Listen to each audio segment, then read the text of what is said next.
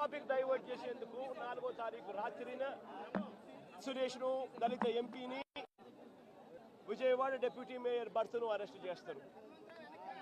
నేను అడుగుతా ఉన్నా, సూటిగా నేను ఒక ప్రశ్న అడుగుతా ఉన్నా. ఆ రోజు ఏం జరిగింది?